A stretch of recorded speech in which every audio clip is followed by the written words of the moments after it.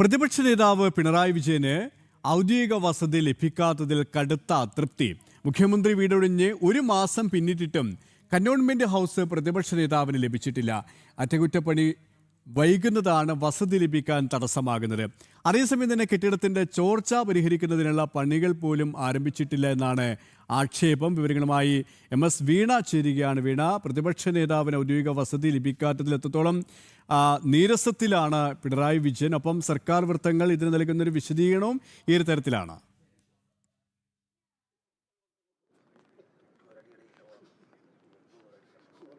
KP ഈ പ്രതിപക്ഷ നേതാവിനും മന്ത്രിമാർക്കും മുഖ്യമന്ത്രിക്കുമൊക്കെ ഔദ്യോഗിക വസതികൾ നൽകുന്നൊരു പതിവുണ്ട്. പക്ഷേ ഈ സർക്കാർ അധികാരത്തിലേറി 3 മാസം പൂർത്തിയാകുന്ന ദിവസങ്ങൾ മാത്രമേ ബാക്കിയുള്ളൂ. ഈ സാഹചര്യത്തിൽ പോലും പ്രതിപക്ഷ നേതാവിനായുള്ള ഔദ്യോഗിക വസതി ലഭിക്കുന്നില്ല എന്നുള്ളത് തന്നെയാണ് ഏറ്റവും പ്രധാനപ്പെട്ട കാര്യം.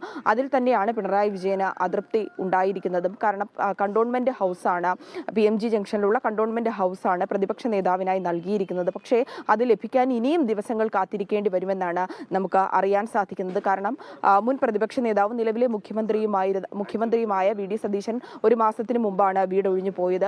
പക്ഷേ എന്നിട്ട് പോലും ആ കണ്ടോൺമെന്റ് ഹൗസിന്റെ അറ്റകുറ്റപ്പണികൾ ഇതുവരെ ആരംഭിച്ചിട്ടില്ല എന്നുള്ളതാണ്. ടൂറിസം വകുപ്പും പൊതുമരാമത്തും ഒക്കെയാണ് ഇതുമായി ബന്ധപ്പെട്ടുകൊണ്ടുള്ള അറ്റകുറ്റപ്പണികൾ ചെയ്യുന്നത്. പ്രധാനമായും ആ കെട്ടിടത്തിന് ചോർച്ച അടക്കമുള്ള പ്രശ്നങ്ങൾ നിലനിൽക്കുന്നുണ്ട്. പണികൾ അനന്തമായി വൈകുകയാണ്.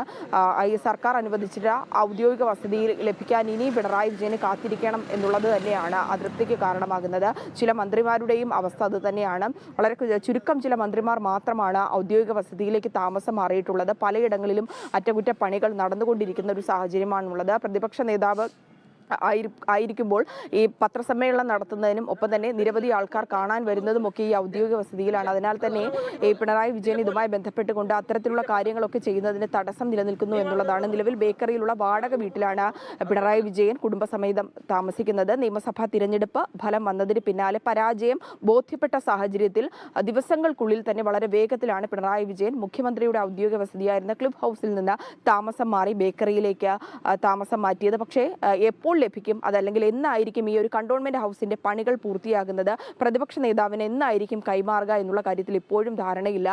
പല ന്യായീകരണങ്ങൾ പറഞ്ഞുകൊണ്ട് ആ അറ്റകുറ്റപ്പണികൾ വൈകിപ്പിക്കുന്ന സാഹചര്യമാണ് നിലവിൽ നിലനിൽക്കുന്നത്. KP